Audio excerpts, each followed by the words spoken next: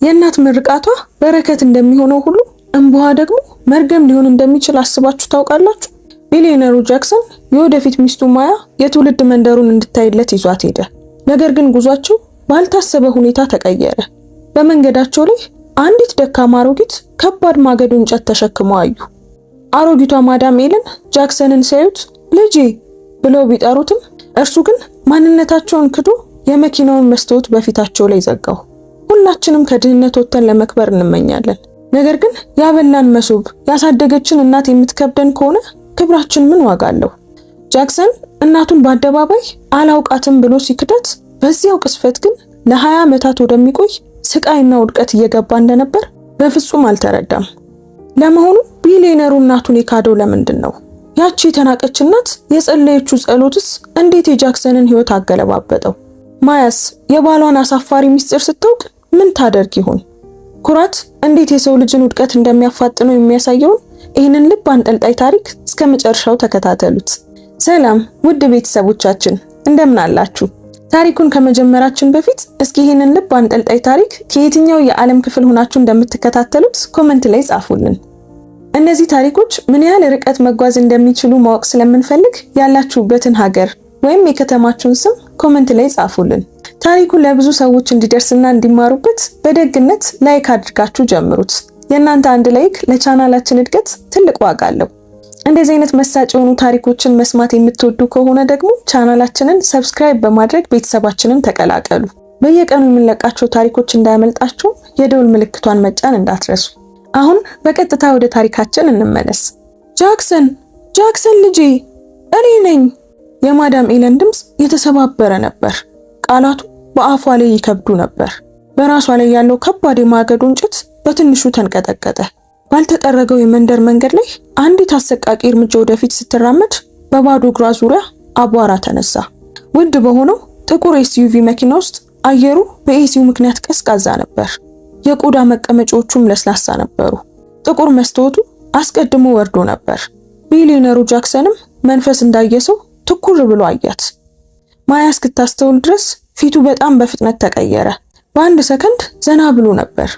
አንድ እጁ በመሪው ላይ ሌላኛው ደግሞ በመንደር ውስጥ እየነዳ በምቾት አርፎ ነበር። በሚቀጥለው ሰከንድ ግን መንጋጋው ጠነከረ፣ አይኖቹ ደረቁ። ማያ ከመንገደኛ መቀመጫው ወደፊት ዘንበል ብላ ወደ ውጭ ተመለከተች። የኔ ፍቅር አለችው በለሰለሰ ድምፅ፣ ይህችን አሮጊትን እንርዳት፣ በጣም ብዙ ተሸክማለች። ቤቷ ድረስ ልናደርሳት እንችላለን። አሮጊቷ ደካማ ትመስል ነበር፣ ግን አሁንም ቀጥ ብላ ለመቆም ትሞክራለች። ሽበት ጸጉሯ በፊቷ ዙሪያ ተበታትኗል። ልብሶቿ አሮጌ፣ አቧራማና በጫፎቻቸው ላይ የተቀደዱ ነበሩ። እንጨቱ ራሷን ሲጫናት ላብ በግንባሯ ላይ ይወርድ ነበር። ማዳም ኤለን ኤስዩቪ መኪናውን ስታየው አይኖቿ በድንገት በሩ። ሹፌሩን አወቀችው፣ ፊቱን አወቀችው። ከነዚህ ሁሉ ዓመታት በኋላ አወቀችው። እናም ከንፈሮቿ ተንቀጠቀጡ። ጃክሰን ስትል እንደገና በከፍተኛ ድምፅ ተጣራች። ጃክሰን ልጄ። ማያ ይህንን የጃክሰንን ልብ ያሞቀዋል ብላ በማሰብ በትንሹ ፈገግ አለች። ነገር ግን የጃክሰን እጅ በፍጥነት ተንቀሳቀሰ። የመስታወት መዝጊያ ቁልፉን ተጫነ። አይሆንም አለ በቁጣ። ማያ አይኖቿን አርገበገበች። ልንረዳት አንችልም። ጃክሰን ቀጠለ። ድምፁ ቀዝቃዛ ነበር፣ በጣም ቀዝቃዛ። ማያ በደንብ እንዳልሰማች ሰው ትኩር ብላ አየችው። ጃክሰን ለምን? እሷ እኮ ትልቅ ሴት ናት። ጃክሰን ማያን አልተመለከታትም። አይኑን እንኳን አላርገበገበም። አይኖቹ በማዳም ኤለን ላይ እንዳፈጠጡ ቀሩ። መጥፎ ሴት ልትሆን ትችላለች። አንዳንዶቹ የዚህ መንደር አሮጊቶች ሰይጣናዊ ሊሆኑ ይችላሉ። የማያ አፍ ተከፈተ። የሰማችውን ነገር ፈጽሞ ማመን አልቻለችም። ጃክሰን ምን እያወራህ ነው ብላ ጠየቀችው። እሷ እኮ እንጨት ብቻ ነው የተሸከመችው፣ በጣም ደክሟታል። ጃክሰን አሾፈ። ይህ የኔ መንደር ነው። አንቺ ከምታውቂያቸው በላይ እኔ አውቃቸዋለሁ። በውጪ በኩል ማዳም ኤለን ለመቅረብ ሞከረች። በራሷ ላይ ያለው እንጨት ከባድ ነበር። ነገር ግን ተስፋ ወደፊት ገፋት። እንደገና ስትናገር ድምጿ ተንቀጠቀጠ። አሁን በለሰለሰ ድምፅ ልክ እየለመነች እንደሆነ ይመስል ነበር። ልጄ እኔ እናትህ ነኝ፣ ማዳም ኤለን ነኝ፣ እባክህን። ለአንድ አጭር ቅስፈት የጃክሰን አይኖች የረጠቡ መሰሉ። ለአንድ ሰከንድ ብቻ። ልቡ ግን የሆነ ነገር ለማስታወስ የፈለገ ይመስል ልክ የተደበቀው የሷ አካል የመኪናውን በር ከፍቶ ወደ እሷ ለመሮጥ የፈለገ ይመስል ነበር። ነገር ግን ኩራቱ ከፍቅር በበለጠ ፍጥነት ተነሳ። ፍርሃቱ ከእውነት በበለጠ ፍጥነት ተነሳ። እፍረቱ ከምህረት በበለጠ ፍጥነት ተነሳ። የመስታወት ቁልፉን ተጫነ። ጥቁሩ መስታወት ወደ ላይ መውጣት ጀመረ። ማያ ሙሉ በሙሉ ወደሱ ዞረች። ጃክሰን አቁም! እሷ ታውቃለች። ስምህን ደጋግማ እየጠራች ነው። የጃክሰን ከንፈሮች ጠጠሩ። መስታወቱ የማዳም ኤለን ፊት ከእይታ እስኪከለል ድረስ በቀስታ መውጣቱን ቀጠለ። የማዳም ኤለን መዳፍ በአየር ላይ እየተንቀጠቀጠ ተነሳ። ጃክሰን ቆይ እባክህ፣ እኔ ነኝ። ነገር ግን መስታወቱ ድምጿን ዘጋው። የኤስዩቪ መኪናው ሞተር አገሳ። ጃክሰን እግሩን በነዳጅ መስጫው ላይ አጥብቆ ተጫነ። መኪናውም ወደፊት አፈተለከ። አሮጊቷ በርቀት እያነሱ ሲሄዱ የማያ ጭንቅላት ወደ ኋላ መስታወት ዞረ።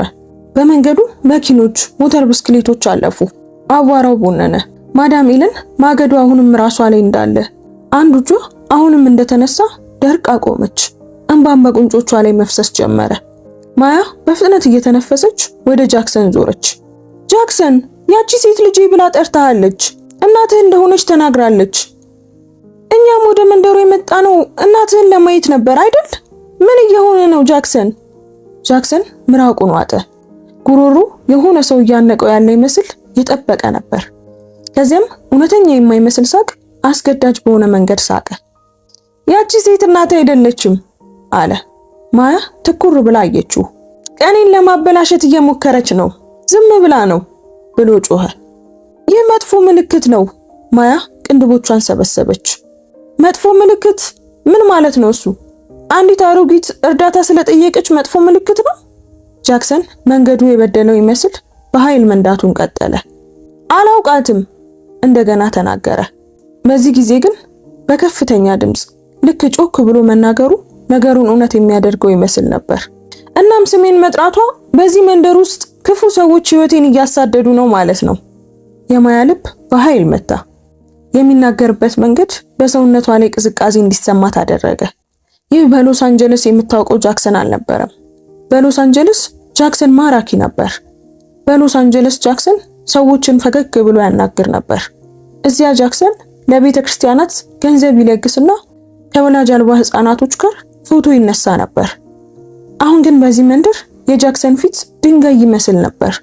ማያ እንደገና በመስኮት ወደ ውጭ ተመለከተች። ነገር ግን ቀድሞውኑ ርቀው ነበር። ከፊታቸው ያለው መንገድ ወደ ደረቅ ቁጥቋጦችና ቀይ ቆርቆሮ ወደለበሱ ትናንሽ ቤቶች ይዘልቃል። ማያ ለራሷ በሹክሹክታ አንዲት አሮጊት የማታውቅህ ከሆነ ለምን ልጅ ብላ ትጠራሃለች አለች። ጃክሰን አልመለስም። ይልቁኑ ዝም ብሎ ነዳ። ይባስ ብሎ ፍጥነቱን ጨመረ። በዚያው ጧት ቀደም ብሎ እውነቱ ግን ጃክሰን በመንገድ ላይ ከማዳም ኤለን ጋር ለመገናኘት አላቀደም ነበር። ማያ ይህን የሱን ገጽታ እንድታይ አላቀደም። መንደሩ አሮጊት ትዝታዎች እንደ እሾህ ከውስጡ እንደሚወጡበት አላቀደም ነበር። ጃክሰን ለብዙ ዓመታት ወደ መንደሩ አልመጣም። የተቀደደ ነጠላ ጫማ አድርጎና ተርቦ በወጣትነቱ ከወጣ ጊዜ ጀምሮ በፍጹም ወደዚህ አልተመለሰም። ያኔ ህይወት ለስላሳ አልነበረችም። ያኔ ህይወት እሳት ነበረች። እሳት። የጃክሰን አባት ሲሞት የሱ ዕድሜ 10 ዓመት ነበር። አባቱ የሞተበት ቀን ቤቱ በሚያሰቃይ ሁኔታ ጸጥ አለ። ከእንግዲህ ሳቅ የለም፣ የተረጋጋ ምግብ የለም፣ ደህንነት የለም። ማዳም ኤለን ሁሉንም ነገር ሆነች። እናትም አባትም ሆነች፣ ገበሬም ነጋዴም ሆነች። የምታበስል የምታጥብ፣ ከቁጥቋጦ ከባድ ማገዶ ተሸክማ መታ በገበያ ሸጣ ለጃክሰን የትምህርት መጻሕፍትን የምትገዛው እሷ ሆነች። አንዳንድ ጊዜ ዘግይታ ደክሟትና ቆሽሻ ትመለሳለች። ፊቷን በእንጨቱ ስር ላብ ይዘራል። ነገር ግን ሁልጊዜም ለጃክሰን ፈገግ ትላለች። ጃክሰን አንተ እንደኔ አትሰቃይም እሺ ትለው ነበር፣ ጭንቅላቱን በቀስታ እየዳበሰች። ትልቅ ቦታ ትደርሳለህ። ጃክሰንም ትልቅ ቦታ ደረሰ። ነፃ የትምህርት እድል አገኘ። እናም ወደ ሎስ አንጀለስ ሄደ። ሰራ፣ ታገለ፣ ገፋ፣ ወጣ። እናም በሆነ መንገድ ሀብታም ሆነ። በጣም ሀብታም፣ ቢሊየነር ሆነ። ስሙ በጋዜጦች ላይ ወጣ። ኩባንያውም አደገ። ግዙፍ ቤቱ በቤቨርሊ ሂልስ ተገነባ። ከመንደሩ ቤት የበለጠ ዋጋ የሚያወጡ ልብሶችን ይለብስ ነበር። ነገር ግን በእያንዳንዱ የእድገት እርምጃ ጃክሰን መንደሩን በአእምሮ ውስጥ ዝቅ ያደርገው ነበር። እናቱንም ጭምር ዝቅ አደረጋት። እሷ መጥፎ ነገር ስለሰራች ሳይሆን ከየት እንደመጣ ስለምታስታውሰው ነው። እናም ጃክሰን ማስታወሱን ይጠላ ነበር። ስለዚህ አንዳንድ ጊዜ ካለው ሀብት አንፃር በጣም ትንሽ ገንዘብ ይልክ ነበር። ከዚያም ከነጭራሹ መላኩን አቆመ። የስልክ ቁጥሩን ቀየረ። ረዳቶቹም ከመንደር ሰው የሚደውል ካለ ዝጉ ብሎ አዘዛቸው። ለራሱም በጣም ስራ በዝቶብኛል፣ ቆይቼ ጎበኛታለሁ ይል ነበር። ያ ቆይቼ ግን መቼም አልመጣም። ከዚያም ማያ ወደ ህይወቱ መጣች። ማያ ቆንጆ፣ ብልህ፣ የከተማ ሴትና በራስ መተማመን ያላት ነበረች። ጃክሰን ንጉስ እንደሆነ እንዲሰማው ታደርገው ነበር። ማያ ስለ ጋብቻ ስታወራ ደስ የሚል ነገር ተናገረች። ጃክሰን ከሰርጉ በፊት ግን እናትህን ማግኘት እፈልጋለሁ አለች አንድ ምሽት። ምርቃቷን መቀበል እፈልጋለሁ። የጃክሰን ፈገግታ ደረቀ፣ ግን በፍጥነት በሳቅ ሸፈነው። እናቴ ብዙም አትገኝም አላት። ማያ ኮረፈች። ምን ማለት ነው? ጃክሰን ትከሻውን ሰበቀ። ያው የመንደር ህይወት አስጨናቂ ነው። እዚህና እዛ ትንቀሳቀሳለች። ማያ ግን ጉዳዩን አልተወችውም። ስለዚህ ጃክሰን እቅድ አወጣ። የሐሰት እቅድ።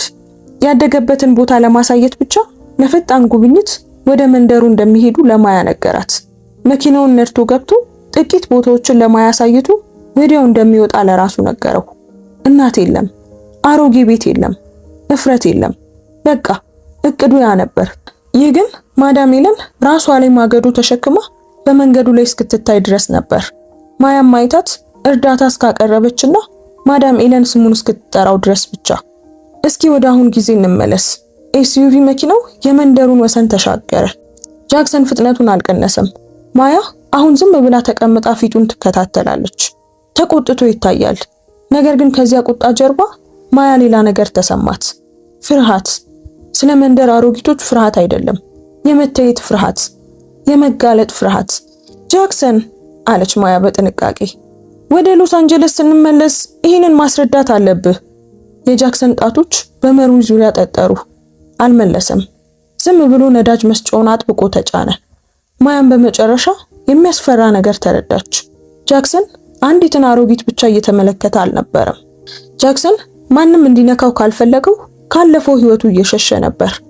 መኪናው ወደ ሎስ አንጀለስ ሲከንፍ ማያ ወደ ታች ተመልክታ የጃክሰንን ስልክ አስተዋለች። ያልተመለሰ ጥሪ፣ ስም የለውም፣ ቁጥር ብቻ።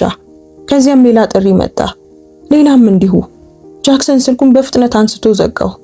የማያ ድምጽ ዝቅ አለ። ቆይ ማን ነው የሚደውልልህ? የጃክሰን አይኖች በመንገዱ ላይ እንደቆዩ ነበሩ። ማንም። ነገር ግን ስልኩ እንደገና ጮኸ። በዚህ ጊዜ መልእክት በስክሪኑ ላይ መጣ።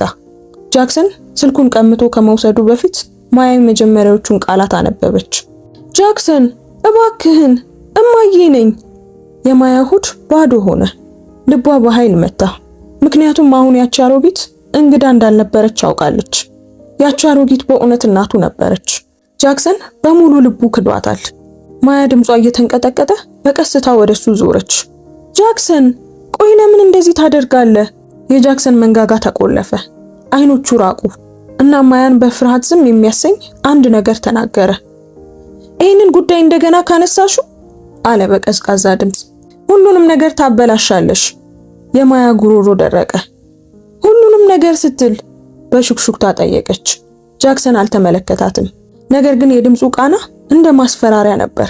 በዚያ ቅስፈት ማያ ልታገባው ያሰበችውን ሰው ጨርሶ ላታውቀው እንደምትችል ተገነዘበች። ወደ ሎስ አንጀለስ በሚደረገው የቀረው ጉዞ ማያ አልተናገረችም። በመንገደኛ መቀመጫው ላይ ተቀምጣ ቀጥ ብላ ትመለከት ነበር። ነገር ግን አይምሯ ያንኑ ምስል ደጋግሞ ያሳያት ነበር።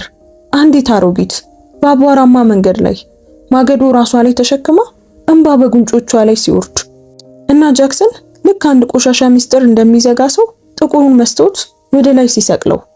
በመጨረሻም የጄክሰን ቤቨርሊ ሂልስ መኖሪያ ቤት ሲደርሱ በሮች ለስላሳ በሆነ የኤሌክትሪክ ድምጽ ተከፈቱ። ግቢው ብሩህ፣ ንጹህና ፍጹም ነበር። ልክ ህመም ሊገባበት የማይፈቀድለት ቦታ ይመስል ነበር። ግን ማያ ህመም ይዛ መጣች። ልታስቀረው አልቻለችም። ወደ ሳሎን ሲገቡ እብነበረድ ወለሉ በቻሊንደር መብራቶች ስር ይብለጨለጭ ነበር። አንድ የቤት ረዳት ቦርሳቸውን ለመቀበል መጣ። ሌላኛው ቀዝቃዛ ውሃ ቀረበ። ጃክሰን እንደተለመደው ነበር የሚንቀሳቀሰው፣ በጣም እንደተለመደው። ከረቫቱን አላላና ልክ ከትንሽ ጉዞ እንደተመለሰ ሰው ተቀመጠ። የገዛ እናቱን ልብ እንደሰበረ ሰው አልነበረም። ማያ ሶፋው አጠገብ ቆማለች። እጆቿ ይንቀጠቀጣሉ። ጃክሰን አለች በቀስታ። መነጋገር አለብን። ጃክሰን ግን ቀና ብሎ አላያትም። ደክሞኛል። የማያ ድምጽ በትንሹ ከፍ አለ። ደክሞኛል? ጃክሰን ያቺ ሴት። የጃክሰን ጭንቅላት ቀና አለ። አይኖቹ ስለታም ነበሩ። አቁሚ ሲል አስጠነቀቃት። ማያ ምራቋን ዋጠች። ነገር ግን ወደ ኋላ አላፈገፈገችም። እሷ እኮ ልጄ ብለሃለች። ልጄ እያለች ስትጠራ ነበር ጃክሰን፣ አጥብቃ ተናገረች። በስልክ ላይ ያለው መልእክት እማዬ ይላል። ያቺ ሴት እናትህ ናት። ጃክሰን በቀስታ ቆመ። ሲንቀሳቀስ ውድ የእጅ ሰዓቱ ብርሃን አንጸባረቀ። ልክ ፊቷ እስኪደርስ ድረስ ተጠጋ። ከዚያም ድምፁን ዝቅ አደረገ። ማያ አላት በተረጋጋ ግን ደግሞ አደገኛ በሆነ ድምፅ። ይህንን አንዴ ብቻ ነው የምነግርሽ። ያቺ ሴት እናት አይደለችም። ማያ በድንጋጤ ትኩር ብላ አየችው። ግን ጃክሰን አቋረጣት። ይህንን ጉዳይ እንደገና ካነሳሹ ሁሉንም ነገር ታበላሻለሽ። የማያ አይኖች በእንባ ተሞሉ። ደካማ ስለሆነች ሳይሆን ግራ ስለገባት። ቆይ ምን ማለት ነው? እናትህን መርዳት እንዴት ሁሉንም ነገር ያበላሻል? ጃክሰን ልክ እሷ ሕፃን እንደሆነች ሁሉ ትንፋሹን አወጣ። እናቴ ከረጅም ጊዜ በፊት ነው የሞተችው በማለሳለስ ዋሸ። ያየሻት ሴት እኔን ለማጥመድ የምትሞክር ሰው ናት። የማያ ደረት ጠበቀ። እየዋሸ እንደሆነ አውቃለች። በቃ እንዲሁ ዝም ብሎ ተሰምቷታል። ነገር ግን ጃክሰን በጣም በራስ መተማመን ስለተናገረ የገዛ አይኖቿን እንድትጠራጠር ሊያስገድዳት የፈለገ ይመስላል። ማያ ወደ ኋላ ተመለሰች። ስለዚህ ማገዶ የተሸከመችው አሮጊት አንተን ለማጥመድ እየሞከረች ነው እያልከኝ ነው? የጃክሰን ፊት ጠጠረ። እያልኩሽ ያለሁት የመንደር ሰዎችን አታውቂያቸውም ነው ብሎ ጮኸ። በጣም ክፉዎች ናቸው። ማንኛውንም ነገር ይጠቀማሉ። ስም ጠርተው እጣ ፋንታን ሊያስሩ ይችላሉ። ማያ ጭንቅላቷን በቀስታ አወዛወዘች። እኔ ይሄንን አላምንም። ጃክሰን ያቺ ሴት የተራበች ትመስል ነበር። የደከመች ትመስል ነበር። ስትሰቃይ የቆየች ትመስል ነበር። ጃክሰን ወደ በሩ ጠቆመ። ይሄን ውይይት ጨርሻለሁ። ሂጂና አረፊ። ማያ የበለጠ ለመከራከር ፈልጋ ነበር። ነገር ግን በአይኖች ውስጥ ያለው ነገር አስጠነቀቃት። ስለዚህም ዞር ብላ ወጣች። ሆኖም ወደ መኝታ ክፍላቸው በደረጃው ስትወጣ እንኳን የማያ ልብ እውነቱን በሹክሹክታ መናገሩን ቀጠለ። ወደ መንደሩ ስንመለስ ማዳም ኤለን ኤስዩቪ መኪናዋ ፈትልኮ ከሄደ በኋላ ለረጅም ጊዜ አልተንቀሳቀሰችም ነበር። መንገዱ እንደገና ጸጥ አለ። አንድ ሞተር ብስክሌት አለፈ። ከዚያም ሌላ። ጥቂት ከመንደር ገበያ የሚሄዱ ሰዎች አዩአትና በጉዳዩ መግባት እንደማይፈልጉ ሁሉ በፍጥነት ፊታቸውን አዞሩ። የማዳም ኤለን ጉልበቶች ተንቀጠቀጡ። ጉሮሮዋ ተቃጠለ። ከመኪናው በኋላ ለመሮጥ ፈለገች። ነገር ግን አርጅታለች። ሰውነቷ ደክሟል። በራሷ ላይ ያለው እንጨትም እንደ ተራራ ከበዳት። ስለዚህም በዋ በፀሐይ እስኪደርቅ ድረስ እዚያው ቆማ በዝምታ አለቀሰች። ከዚያም መራመድ ጀመረች። እያንዳንዱ እርምጃ ከቀደመው የበለጠ ከበዳት። በእንጨቱ ምክንያት ሳይሆን በእፍረት ምክንያት። ምክንያቱም ጃክሰን ለመርዳት ፈቃደኛ ባለመሆኑ ብቻ አልነበረም፣ እምቢ ያለበት መንገድ ነበር ይጎዳት። ልክ እንደ መርስ፣ ልክ እንደ ክፉ ነገር፣ ልክ እንደ ምንም እንደማትቆጠር አድርጎ ነበር። ወደ ትንሿ ግቢዋ ስትደርስ ደካማውን የእንጨት በር ገፋችው። ቤቷ እንደ ጃክሰን ግዙፍ ቤት አልነበረም። ሻካራ ግድግዳና በአሮጌ ቆርቆሮ የተሰራ ጣሪያ ያለው የጭቃ ቤት ነበር። በውስጡ ወለሉ ላይ ያለች ቀጭን ፍራሽ፣ ትንሽ የእንጨት በርጩማ፣ የተሰነጣጠቀ የፕላስቲክ ባልዲ እና ትንሽ የማብሰያ ጥግ ነበር። እዚያም ከቁጥቋጦ ተሸክማ በመጣችው ማገዶ ታበስላለች። እንጨቱን በጥንቃቄ አስቀመጠች። ከዚያም ፍራሹ ላይ ተቀመጠች። እንባዋ እንደገና መጣ። በዚህ ጊዜ ግን በኃይል ነበር። ልክ እናት ሕፃን እንደምታባብል ራሷን በቀስታ ወዘወዘች። ነገር ግን ሕፃን እያባበለች አልነበረም። የተሰበረ ልቧን እያከመች ነበር። አምላኬ ስትል በሹክሹክታ ተናገረች። ድምጿ እየተንቀጠቀጠ ነበር። አምላኬ ስትል ወደ ጣሪያው አየችና አይኖቿ በቁጣ ተሞሉ። ለጃክሰን መጥፎ ሆኜበት ከነበረ ቅጣኝ አለች። ትንፋሿን እያቃሰተች ቆም አለች። ነገር ግን ሙሉ ህይወቴን ለሱ ከሰጠው፣ እንደገና ላለማግባት ከወሰንኩ፣ ማገዶ ከተሸከምኩ፣ ምግብ ከሸጥኩኝ እና እሱን ለማሳደግ ከተሰቃየው፣ ድምጿ ከፍ አለ። እንግዲያውስ አምላኬ ሆይ በሚገባው መንገድ ክፈለው። እጆቿ ተጨመቁ። ኩሩ ያደረገውን ሀብቱን ይጣ ብላ ጮኸች። ስሙ ይዋረድ፣ ዛሬ የኔን ደስታ ወደ እንባ እንደቀየረ የሱም ደስታ ወደ እንባ ይለወጥ። ቃላቶቹ ከባድ ነበሩ።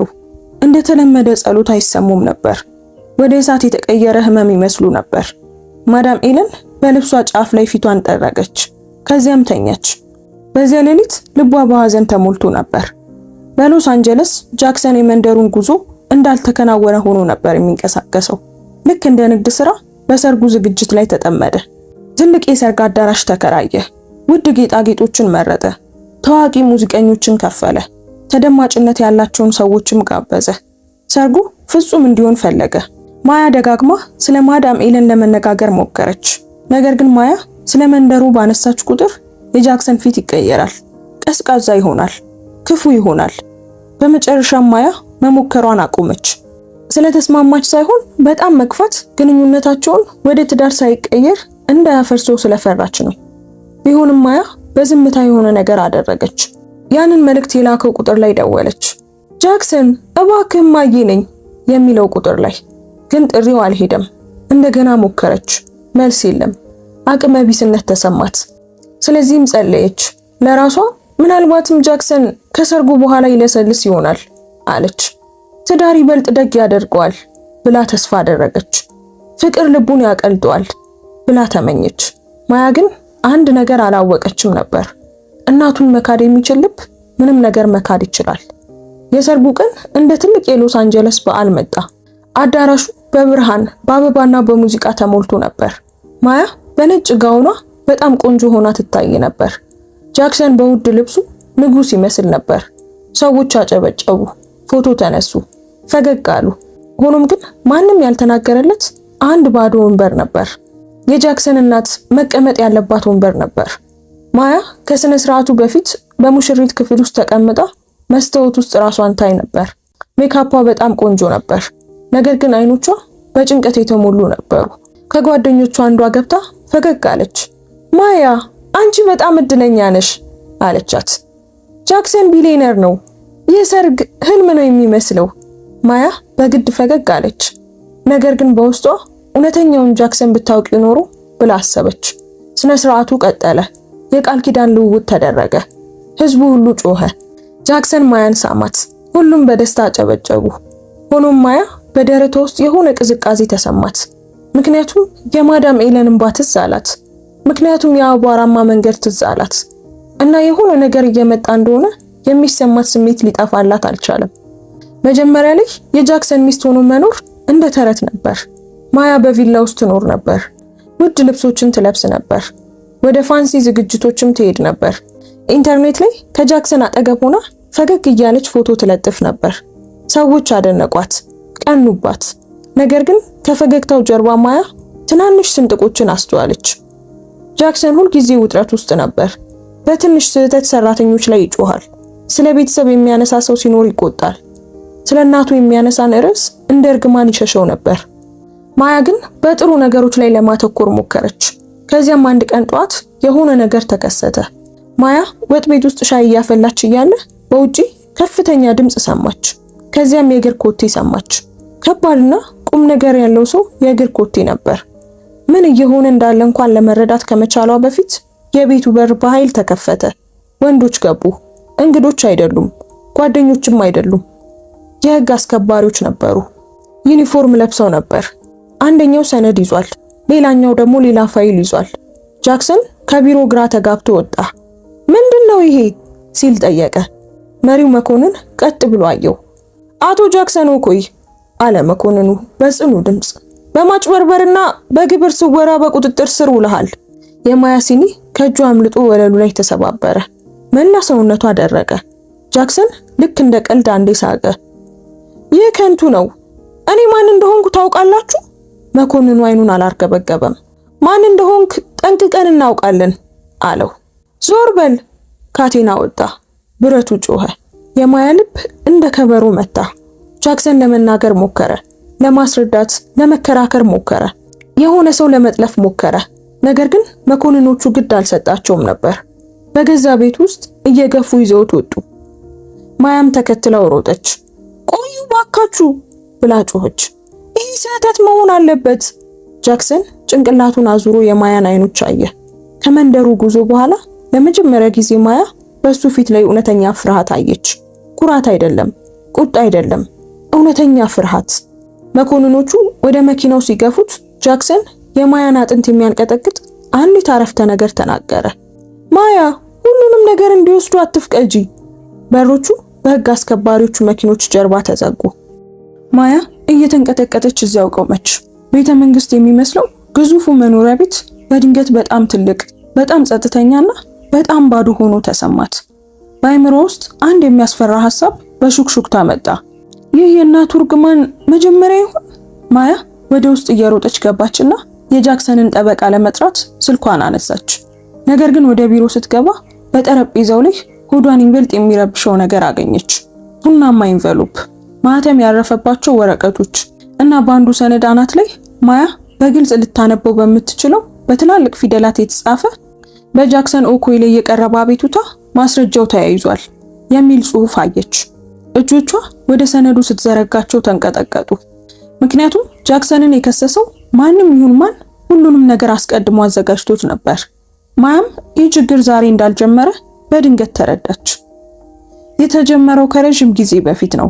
ምናልባትም ጃክሰን ያንን የመኪና መስታወት ሰቅሎ ከእናቱ ርቆ በሄደበት ዕለት ሳይሆን አይቀርም። የወህኒ ቤቱ የብረት በር በከፍተኛ ድምፅ ተዘጋ። ያ ድምፅ በጃክሰን ጆሮ ገብቶ በቀጥታ ወደ ልቡ ዘለቀ። በህይወቱ ለመጀመሪያ ጊዜ ዙሪያውን የሚሮጡ ረዳቶች አልነበሩም። በሩን የሚከፍቱለት ሹፌሮች የሉም። ጌቴ ብለው የሚጠሩት ዘበኞች የሉም። የቀዘቀዙ ግድግዳዎች፣ ጠባብ ቦታና እፍረት ብቻ ነበር። ጃክሰን በእስር ቤቱ መቀመጫ ላይ ተቀመጠ። ውድ ልብሶቹ አሁን ተጨማደው ከንቱ ሆነዋል። አንድ ጊዜ $1,000,000 ውሎችን ይፈርሙ የነበሩት እጆቹ አሁን ይንቀጠቀጣሉ። እንዴት እንደዚህ ሊሆን ቻለ ብሎ አሰበ። ከጥቂት ሳምንታት በፊት በሰርግ አዳራሽ ውስጥ እንደ ንጉስ ፈገግ ብሎ ቆሞ ነበር። አሁን ግን እስረኛ ነው። ከወህኒ ቤቱ ግድግዳዎች ውጪ ማያ ለ2 ቀናት አልተኛችም ነበር። ከአንዱ ጠበቃ ቢሮ ወደ ሌላኛው ትሄዳለች። ድምጿ እስኪዘጋ ድረስ ስልክ ትደውላለች። ለመነች፣ ተከራከረች፣ አለቀሰችና ጸለየች።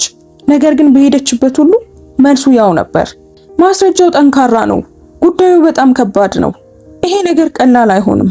ማያ በመጨረሻም ጃክሰንን ለመጎብኘት በተፈቀደላት ጊዜ በከበደ እርምጃ ወደ ወህኒ ቤቱ ገባች። ጃክሰን የእስረኛ ልብሱን ለብሶ በጎብኚዎች ጠረጴዛ ማዶ ተቀምጦ ነበር። ትከሻዎቹ ዝቅ ብለዋል። አይኖቹ የደከሙና የጎደጎዱ ይመስሉ ነበር። ማያ ስልኩን በሚንቀጠቀጡ እጆቿ ያዘች። ጃክሰን የራሱን በቀስታ አነሳ። ለጥቂት ጊዜ ዝም ብለው ተያዩ። ከዚያም ጃክሰን ተሰበረ።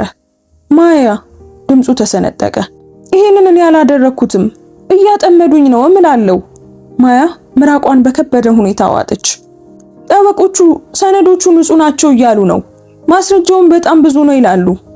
ጃክሰን ጭንቅላቱን በኃይል ወዘወዘ። ይሄንን የሆነ ሰው አቅዶታል። የሆነ ሰው እኔ እንድጠፋ ይፈልጋል። ማያ ፊቱን አስተዋለች። ካገኘችው ጀምሮ ለመጀመሪያ ጊዜ ጃክሰን ትንሽ ሆኖ ታያት። አብሬህ እቆማለሁ አለች ማያ በቀስታ። ያንን ቃል ገብቼልሃለሁ። ጃክሰን መስታወቱን ነካ። መዳፉን በላዩ ላይ አሳረፈ። እባክሽ አለ። አይኖቹ በእንባ ተሞልተው ነበር። አትተይኝ ማያ፣ እባክሽ አትተይኝ። ማያ ምንም እንኳን ልቧ ቢሰበርም ጭንቅላቷን በአዎንታ ነቀነቀች። አልተውህም፣ በፍጹም አልተውህም አለች። ነገር ግን በውስጧ ሌላ ሐሳብ በሹክሹክታ መጣ። አብሮ መቆም ማለት ባደረከው ነገር መስማማት ማለት አይደለም። የችሎቱ አዳራሽ ተጨናንቆ ነበር። ጋዜጠኞች የኋላ ረድፎችን ሞልተውታል። የካሜራ መብራቶች ብልጭ ይላሉ። ወሬው እንደ እሳት ተሰራጨ። ጃክሰን በካቴና ታስሮ ቀረበ። ሰዎች በድንጋጤ ትንፋሻቸውን ዋጡ። አንዳንዶች ራሳቸውን ወዘወዙ፣ ሌሎች በድብቅ ፈገግ አሉ። ዳኛው ገቡ። ክሶቹ ጮክ ብለው ተነበቡ።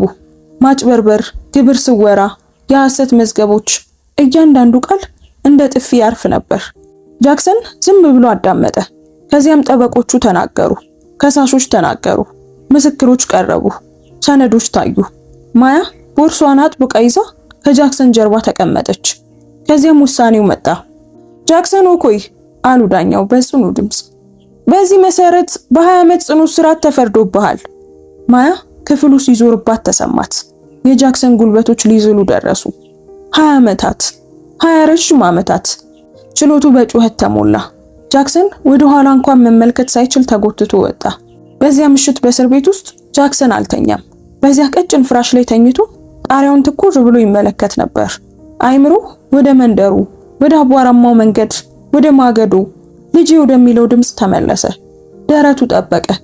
ለመጀመሪያ ጊዜ የጥፋተኝነት ስሜት ሙሉ በሙሉ ተሰማው። በቀስታ ወይም በለሰለሰ ሁኔታ አይደለም፣ እንደ ማዕበል ነው የገባው። እማዬ ሲል በጨለማ ውስጥ በሹክሹክታ ተናገረ። እንባት ራሱን አራሰው። ወራቶች አለፉ። ጃክሰን ክብደት ቀነሰ፣ ቆዳውም ጠቆረ፣ ኩራቱ በቀስታ ቀለጠ። አንድ ቀን በማያ ጉብኝት ወቅት ጃክሰን ስልኩን አጥብቆ ያዘ። ማያ አላት በዝቅተኛ ድምፅ፣ የሆነ ነገር እንድታደርጊልኝ እፈልጋለሁ። ማያ በጥንቃቄ አየችው። ምንድን ነው? ጃክሰን አይኖቹን ጨፈነ። ወደ መንደሩ ሂጂ። የማያ ልብ መታ። ወደ መንደሩ? አዎ አላት። እናቴን ፈልጊያት። ማያ ምንም አላለችም። እሷ ማዳም ኤለን ትባላለች ሲል ጃክሰን ቀጠለ። የአባቴ አሮጌ ቤት ውስጥ ነው የምትኖረው። ክጃታለሁ። አፍሬባት ነበር። ክፉ ነበርኩ። ድምፁ ተሰባበረ። ይቅርታ ልላት ይገባል። ይቅርታዋን እፈልጋለሁ። የማያ አይኖች በእንባ ተሞሉ። ለምን አሁን ስትል በቀስታ ጠየቀች። ከዛ ሁሉ ነገር በኋላ ለምን አሁን? ጃክሰን በመራራነት ሳቀ። ምክንያቱም እስር ቤት እውነት ያስተምርሻል። ምክንያቱም ሁሉም ነገር ከኔ ሲወሰድ ያለምንም ቅድመ ሁኔታ የወደደችኝን ብቸኛ ሰው አስታወስኩ። የአድራሻውን ስም በወረቀት ላይ ጽፎ በክፍተት ውስጥ አሳለፈ። እባክሽ ብሎ ለመናት። ፈልጊያት። ማያ በቀስታ ጭንቅላቷን ነቀነቀች። ነገ እሄዳለሁ። ወደ መንደሩ የሚወስደው መንገድ ከበፊቱ የበለጠ ረዥም ሆኖ ተሰማት። ከተማው ወደ ጫካና ወደ ቀይ አቧራ ሲቀየር ማያ በመስኮት ወደ ውጭ ትመለከት ነበር። ወደ መንደሩ ስትደርስ ሰዎች መኪናዋን በትኩረት ተመለከቱት። አቅጣጫ ጠየቀች። አንዳንድ መንደርተኞች በዝምታ አመላከቱ፣ ሌሎች ደግሞ ፊታቸውን አዞሩ። በመጨረሻም ማያ በቤቱ ፊት ለፊት ቆመች። ልቧ የጠፋ መሰላት። የጭቃ ቤቱ ባዶ ይመስል ነበር። በሩ በዝርክርክ ሁኔታ ተንጠልጥሏል። ግቢው ጸጥ ያለ ነበር፣ በጣም ጸጥ ያለ። ማያ ተጠግታ አንኳኳች። መልስ የለም። እንደገና አንኳኳች። አሁንም ምንም የለም። አንዲት የሚያልፉ ሴት ቆመው የማያን ያማሩ ልብሶች ትኩር ብለው ተመለከቱ። እባክዎ አለች ማያ። ድምጿ እየተንቀጠቀጠ ነበር። ማዳም ኤለን እዚህ ነው የምትኖረው? የሴቲቱ ፊት ተቀየረ። አይኖቿም ለሰለሱ። ኦ ብለው አቃሰቱ። አልሰማሽም? የማያ ደረት ጠበቀ። ምኑን ያልሰማሁት? ሴቲቱ አይኖቻቸውን ጠረጉ። ማማ ኤለን ሞታለች። ዓለም የቆመች መሰለች። ማያ ራሷን አዞራት። ሞታለች ስትል በሹክሹክታ ጠየቀች። መቼ? ከጥቂት ቀናት በፊት ነው። በጣም ታማ ነበር ሲሉ ሴቲቱ በሐዘን መለሱ። የሚንከባከባት ማንም አልነበረም። በዝምታ ሞተች። እናም ቀበርናት። ማያ በጉልበቷ ተደፋች። እንባዋ እንደ ጎርፍ ፈሰሰ። እንዳትጮህ አፏን ያዘች። ሴቲቱ ጭንቅላታቸውን በቀስታ ወዘወዙ። ያቺ ሴት በጣም ተሰቃየች። እስከ መጨረሻው ስለ ልጇ ስታወራ ነበር። ማያ በዚያው በአቧራማው ምድር ላይ እንደ ሕፃን አለቀሰች። ምክንያቱም አሁን ተረድታለች።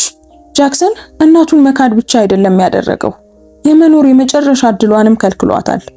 በወህኒ ቤት ጃክሰን በጭንቀት ይጠብቅ ነበር። ማያ በመጨረሻም ስትመጣ አይኖቿ ቀልተውና አብጠው ነበር። ጃክሰን በፍጥነት ቆመ። ማያ ሲል ጠየቃት። እናቴ የት ናት? ማያ ወዲያውኑ አልመለሰችም። ስልኩን አነሳች። ድምጿ ተንቀጠቀጠ። ጃክሰን አለች በቀስታ። እናትህ ሄዳለች። ጃክሰን ደረቀ። ሄዳለች? የት ሄደች? የማያ እንባ ፈሰሰ። የት ሄደች? በሹክሹክታ ጠየቀ። የማያ እንባ ፈሰሰ። ሞታለች ጃክሰን። ጃክሰን ጮኸ። የስቃይ የጩኸት ድምፅ ከውስጡ ወጣ። እየተንቀጠቀጠ ወለሉ ላይ ወደቀ። አይሆንም ብሎ አለቀሰ። ይቅርታ ልላት ፈልጌ ነበር። ይቅርታ ማለት ፈልጌ ነበር። ማያም አብረው አለቀሰች። እሷን እንዳላውቃት እድሉን ከልክለኸኛል እያለች አለቀሰች። የራስህንም ይቅርታ ከልክለሃል። ጃክሰን ደረቱን መታ። ኩራቴ እናቴን ገደላት፣ ኩራቴ እናቴን ወሰደብኝ እያለ አነባ። ዘበኞች ሊያረጋጉት ወደ ውስጥ ሮጡ። ጃክሰን ተጎትቶ ሲወሰድ አንድ ሐሳብ በአእምሮ ውስጥ ደጋግሞ ይመላለስ ነበር። ያችን መኪና አቁሜ ቢሆን ኖሮ። በዚያ ምሽት በእስር ቤት ውስጥ ጃክሰን ህልም አየ። አቧራማውን መንገድ አየ፣ ማገዶ አየ፣ እናቱንም አየ። ፈገግ ብላ ነበር። ከእርሱ ርቃ እየሄደች ነበር። ጃክሰን እየጮኸ ከእንቅልፉ ነቃ። በከባድ ትንፋሽ ተቀምጦ ሳለም አንድ የወህኒ ቤት መኮንን ከክፍል ውጪ ስሙን ጠራ። ጃክሰን ኦኮይ አለ መኮንኑ። ልዩ ጥያቄ ተፈቅዶልሃል። የጃክሰን ልብ መታ። ምን አይነት ጥያቄ ሲል በሚንቀጠቀጥ ድምፅ ጠየቀ። መኮንኑ ፋይሉን ከፈተ። ተፈቅዶልሃል፣ የእናትህን መቃብር እንድትጎበኝ ተፈቅዶልሃል አለ በቀስታ።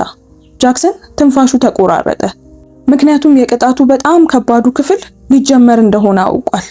የእስር ቤቱ ቫን መኪና በመንደሩ መንገድ ላይ በቀስታ ይጓዛል። ከኋላው አቧራ እየተነሳ በቁጥቋጦችና በአሮጌ ቆርቆሮ ጣሪያዎች ላይ ያርፋል። ጃክሰን በካቴና ታስሮ አንገቱን ደፍቶ ውስጥ ተቀምጧል። ማያ አጠገቡ ተቀምጣ በዝምታ ከፊታቸው ያለውን መንገድ ትመለከታለች። ሁለት መኮንኖች ፊት ለፊት ተቀምጠው ምንም አይናገሩም።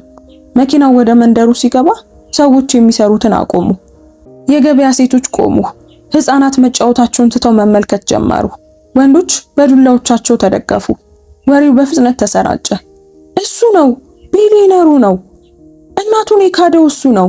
ጃክሰን የሰዎቹን አስተያየት በሰውነቱ ላይ ሊሰማው ይችላል። ከካቴናው በላይ ቆዳውን ያቃጥለው ነበር። መኪናው ከትንሹ የመንደር አደባባይ አጠገብ ቆመ። አንድ አረጋዊ ሰው ወደፊት መጡ። ጀርባቸው ጎብጧል፣ ነገር ግን አይኖቻቸው ብልህ ነበሩ። አንዱ የመንደሩ ሽማግሌ ነበሩ። ጃክሰንን ሲመለከቱ ራሳቸውን በቀስታ ወዘወዙ። እንግዲህ አሉ ሽማግሌው። ድምጻቸው የረጋ ግን የከበደ ነበር። ኩራት መልሶ አምጥቶሃል። ጃክሰን ፊቱን ቀና ማድረግ አልቻለም። እናቴን ማየት ፈልጋለሁ ሲል ተናገረ። ሽማግሌው አቃስተቱና ዞር አሉ። ተከተለኝ። በጭቃ ቤቶች፣ በሚያውቃቸው መንገዶች፣ ሁሉ ነገር በተበላሸበት መንገድ አጠገብ አለፉ። የጃክሰን እግሮች በእያንዳንዱ እርምጃ ዛሉ። ብዙም ሳይቆይ ወደ መንደሩ መቃብር ደረሱ። ጸጥ ያለ ነበር። በረጃጅም ዛፎች ስር ያሉ የአፈር ክምሮች ብቻ። ሽማግሌው በአንድ አዲስ መቃብር አጠገብ ቆሙ። ይህ የማዳም ኤለን ነው አሉ። ጃክሰን ተዘረረ። ጉልበቶቹ መሬቱን በኃይል መቱት። መኮንኖቹ እጆቹን እንዲያንቀሳቅስ ካቴናውን በትንሹ አላሉለት። ጃክሰን እየተሳበ ወደፊት ሄደና ሁለቱንም መዳፎቹን በአፈሩ ክምር ላይ አሳረፈ። አፈሩ አሁንም ለስላሳ ነበር። እማዬ ብሎ ጮኸ። ይቅርታ እማዬ፣ በጣም ይቅርታ። ማያ ከኋላ ሆና በዝምታ እያለቀሰች አፏን ያዘች። ጃክሰን ፊቱን በአሸዋ ውስጥ ቀበረው። አፍሬብሽ ነበር እማዬ ሲል ተናዘዘ። ከጀርባ እንዳዘልሽኝ ረሳው፣ ማገዶን ረሳው፣ እንባሽን ረሳሁት። ሰውነቱ በኃይል እየተንቀጠቀጠ ነበር። ካንቺ ይልቅ ኩራትን መረጥኩ ብሎ አነባ። እባክሽን ይቅር በይኝ እማዬ። ነፋሱ ከላይ ያሉትን ቅጠሎች አወዛወዛቸው። ድምፅ አልመለሰም፣ ነገር ግን ዝምታው ጮክ ብሎ ይሰማ ነበር። ሽማግሌው ጉሮሯቸውን ጠረጉ። ስትጠብቅህ ነበር አሉ በቀስታ። ታማ በነበረችበት ጊዜም እንኳን ስላንተ ትጠይቅ ነበር። ጃክሰን እጆቹን ወደ አፈሩ እየሰደደ እንደገና ጮኸ። አላወቅኩም ነበር ብሎ አለቀሰ። እንደምትሞት አላወቅኩም ነበር። ሽማግሌው በጥርጣሬ አዩት። ታውቅ ነበር አሉት። ዝም ብለህ ግድ አለመስጠትን መረጥክ። እነዚያ ቃላት ከማንኛውም ቢላዋ በላይ ቆረጡት። ከጥቂት ጊዜ በኋላ መኮንኖቹ ጊዜው እንደደረሰ ምልክት ሰጡ። ጃክሰን እግሮቹ እየተንቀጠቀጡ በቀስታ ቆመ። እየመሩት ሲሄድ ጃክሰን እናቱን እንደሚያጣ ሕፃን ደጋግሞ ወደ ኋላ ዞር ብሎ ይመለከት ነበር። በዚያ ምሽት እስር ቤት ውስጥ ጃክሰን ሊተኛ አልቻለም። የመቃብሩ ምስል በአእምሮ ውስጥ ቀረ። በመጨረሻም እንቅልፉ መጥቶ ሲተኛ ራሱን በዚያው አቧራማ መንገድ ላይ ያገኘው። ያው መንገድ፣ ያው ፀሐይ። ከዚያም አያት። ማዳም ኤለን ከፊቱ ቆማለች። ነገር ግን ከእንግዲህ አልደከመችም። ራሷ ላይም ማገዶ የለም። ወጣትና ሰላማዊ ትመስል ነበር። እማዬ! ጃክሰን ወደሷ እየሮጠ ጮኸ። ዞር ብላ በቀስታ ፈገግ አለች። ልጄ አለችው በለሰለሰ ድምፅ። በጃክሰን ፊት ላይ እንባ ፈሰሰ። እባክሽን ይቅር በይኝ። ማዳም ኤለን ቀረብ አለች። ይቅር ብዬሃለሁ ልጄ አለችው። ጃክሰን በጉልበቱ ተንበረከከ። ታዲያ ለምንድነው ይሄ ሁሉ በእኔ ላይ እየደረሰው? ማዳም ኤለን በሐዘን አይኖች አየችው። ልብህ እንዲማር ነው ስትል መለሰችለት። ነገር ግን አስታውስ፣ ይቅርታ ሁሉንም መዘዞች አያስወግድም። ጃክሰን እንደገና ለመናገር አፉን ከፈተ፣ ግን በዚያው ቅስፈት ነቃ። ላብ ሰውነቱን አጥለቅልቆታል። ልቡ በኃይል ይመታል። ነገር ግን የሆነ ነገር የተለየ ቀለል ያለ ሆኖ ተሰማው። ከቀናት በኋላ ያልጠበቀው ነገር ተከሰተ። ጃክሰን እንደገና ከክፍሉ ተጠራ። በዚህ ጊዜ በወህኒ ቤት ውስጥ ወዳለች አንዲት ትንሽ ቢሮ ተወሰደ። ጠበቃው እዚያ ተቀምጦ በትንሹ ፈገግ ይላል። ጃክሰን አለ ጠበቃው፣ አዲስ ማስረጃ ተገኝቷል። የጃክሰን ትንፋሽ ተቋረጠ። ማስረጃ ሲል ጠየቀ። አሁን ጠበቃው ጭንቅላቱን ነቀነቀ። አንዳንድ ሰነዶች ሆነ ተብለው አንተን ለማጥመድ የተዘጋጁ እንደነበሩ ያሳያል። የሆነ ሰው አጥምዶሃል። የጃክሰን አይምሮ ተረበሸ። ታዲያ ይህ ማለት? ጠበቃው አቋረጠው። ይህ ማለት ጉዳይ እንደገና እየታየ ነው ማለት ነው። ተስፋ አለ። ጃክሰን እየተንቀጠቀጠ ወደ ኋላ ተደገፈ። ተስፋ የሞቶ የመሰለው ቃል ነበር። ማያ በዚያው ምሽት መጣች። ለውጡን ወዲያውኑ አስተዋለች። የተለየ ትመስላለህ አለችው። እናቴን አየኋት አለ ጃክሰን በቀስታ። ማያም ጠየቀች፣ በህልምህ? ጃክሰን ጭንቅላቱን አዎ በማለት ነቀነቀ። እና ይቅር ብላኛለች። የማያ አይኖች እንደገና በእንባ ተሞሉ። ግን ምንም አላለችም። ሳምንታት አለፉ። ጃክሰንም ጠበቀ። በክፍሉ በር ላይ የሚደረግ እያንዳንዱ ማንኳኳት ልቡን እንዲዘል ያደርገው ነበር። በመጨረሻም ቀኑ መጣ። ወደ ችሎት ተመለሰ። በዚህ ጊዜ ችሎቱ ይበልጥ ጸጥ ያለ ነበር። ዳኛው በጥንቃቄ አዳመጡ። አዲሱ ማስረጃ ቀረበ። ከረጅም ሰዓታት በኋላ ዳኛው ተናገሩ። በተገኙት ግኝቶች መሰረት አሉ፣ ይህ ችሎት ጃክሰን ኦኮይ እንደተጠመደና እንደተታለለ ወስኗል። ማያ እጆቿን አጥብቃ ያዘች። የጃክሰን ጉልበቶች ደከሙ። ሆኖም ግን ዳኛው ቀጠሉ፣ በመዘግየቶችና በህግ ሂደቶች ምክንያት የቆየባቸው 5 ዓመታት ታሳቢ ተደርጎ አሁን ይለቀቃል። ውሳኔው ተላለፈ። ጃክሰን ነፃ ሆነ። ነገር ግን 5 ዓመታት ዋጋ አስከፍለውት ነበር። ሲወጣ ጃክሰን ደስታም ጥልቅ ህመምም ተሰማው። ምክንያቱም አሁን ነፃነት እናቱን ሊመልስለት አይችልም። ከችሎቱ ውጪ ማያ አጠገቡ ቆማ ነበር። ጃክሰን እንባው እየፈሰሰ ወደ እሷ ዞረ። አመሰግናለሁ፣ አብረሽኝ ስለቆየሽ አመሰግናለሁ ማያ። ማያ በቀስታ ጭንቅላቷን ነቀነቀች። ቃል ገብቼልህ ነበር ስትል መለሰች። ድምጿ ግን የራቀ ነበር። ጃክሰንም ርቀቱ ተሰማው። በመካከላቸው ያለው ነገር ለዘላለም እንደተቀየረ ይመስል ነበር። ወደ መኪናው ሲራመዱ ማያ ቆመች። ጃክሰን ግራ ተጋብቶ ዞረ። ጃክሰን አለች ማያ በቀስታ። አይኖቹ አሁን በህመም ተሞልተዋል። መነጋገር አለብን። የጃክሰን ልብ መታ። ምክንያቱም የነፃነት ገና ያልተዘጋጀለትን አዲስ ኪሳራ ይዞ ሊመጣ እንደሚችል አውቃል። ማያ ከመኪናው አጠገብ ቆማለች። እጆቿ በትንሹ ይንቀጠቀጣሉ። ጃክሰን አይኖቿን ተከተለና በጣም የፈራውን ነገር አየ። ቁጣ አይደለም፣ ጩኸትም አይደለም። ነገር ግን የረጋ ሐዘን ነበር። አስቀድሞ ውሳኔ ላይ የደረሰ አይነት ሐዘን። ማያ ምንድነው? አለ በቀስታ። ማያ ትንፋሽ ወሰደች። አብሬ ቆይቻለሁ ስትል ጀመረች። በታሰርክ ጊዜ ካንተ ጋር ቆይቻለሁ። በችሎቱም ጊዜ ሁሌ አብሬ ነበርኩ። በእስር ቤት ሳለህም ነበርኩ። እናትህ እንደሞተች ባወኩ ጊዜም እንኳን አብሬ ቆይቻለሁ። ጃክሰን በቀስታ ጭንቅላቱን ነቀነቀ። አውቃለሁ፣ ያንን ደግሞ መቼም አልረሳውም። ማያ ጭንቅላቷን በቀስታ ወዘወዘች። ነገር ግን አብሮ መቆየት ማለት መቀጠል እችላለሁ ማለት አይደለም። የጃክሰን ልብ ወደቀ። ምን ማለትሽ ነው ማያ ሲል ጠየቀ። ነገር ግን መልሱን አስቀድሞ ያውቀው ነበር። ማያም በዋን ጠረገች። ጃክሰን ሁሉንም ነገር የሰጠችው ሴት ላይ ክህደት ከፈጸመ ሰው ጋር አብሬ መኖር አልችልም። ጃክሰን ቀረብ አለ። ታውሬ ነበር፣ አሁን ግን ተለውጫለሁ። ማያ በህመም በተሞሉ አይኖቹ አየችው። የተለወጥከው ግን በጣም ዘግይተ ነው። ጃክሰን እዚያው አስፋልቱ ላይ በጉልበቱ ተደፋ። የሚያልፉ ሰዎች ቆመው ተመለከቱ። እባክሽን እንደዚህ አታድርጊ፣ አንቺም አትተይኝ ማያ፣ እናቴን አጥቻለሁ። 5 ዓመታት ከህይወቴ ጠፍተዋል። የማያ ድምጽ ተሰባበረ። እናትህን ያጣሃት ከመሞቷ ከረጅም ጊዜ በፊት ነው። ያንን መስኮት ወደ ላይ ባደረክበት ቀን ያጣሃት። ጃክሰን ፊቱን ሸፍኖ አለቀሰ። ህይወቴን ሙሉ ይህንን ለማስተካከል እጠቀማለሁ። እባክሽን አንድ ተጨማሪ እድል ስጭኝ። ማያ ወደ ኋላ ፈገፈገች። ቃል እስከገባሁበት እስከ መከራ መጨረሻ ድረስ አብሬ ቆይቻለሁ አለች። ነገር ግን ይሄ ጋብቻ ሊቀጥል አይችልም። ይቅር ልልህ እችላለሁ ጃክሰን፣ ነገር ግን አብሬ መቆየት አልችልም። ዞር ብላ የመኪናውን በር ከፈተች። ጃክሰን እጇን ያዛት። ማያ እባክሽን። እጇን በቀስታ አላቀቀችው። ደህና ሁን ጃክሰን አለችውና ወደ መኪናው ውስጥ ገባች። መኪናው ተነስቶ ሲሄድ ጃክሰን መንገድ እንደጠፋበት ሕፃን እያለቀሰ በጉልበቱ እንደተደፋ ቀረ። ባዶ መኖሪያ ቤት።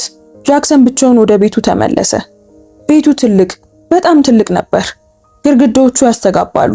ክፍሎቹ ቀዝቃዛ ነበሩ። የማያ ዕቃዎች አልነበሩ።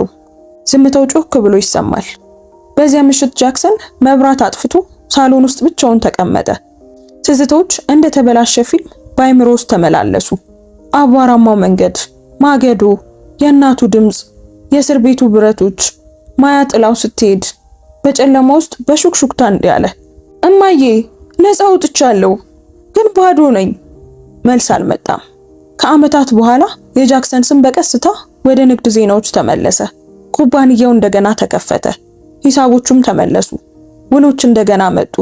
ሚሊዮኖች እንደገና ፈሰሱ። ደስታ ግን እስካሁን አልተመለሰም። ጃክሰን እንደገና ላለማግባት ይሸሻል። በዓላትን ይሸሻል። በመንደሮች ውስጥ ትምህርት ቤቶችን ገነባ። ባልቴቶችን መርዳት ጀመረ። ድሆችን በዝምታ ማገዝ ጀመረ። ሆኖም በየምሽቱ የጥፋተኝነት ስሜት አጠገቡ ይተኛል። አንዳንድ ጊዜ ማዳም ኤለንን በህልሙ ያያል። መቼም አትናገርም። ዝም ብላ በሐዘን አይኖች ብቻ ታየዋለች።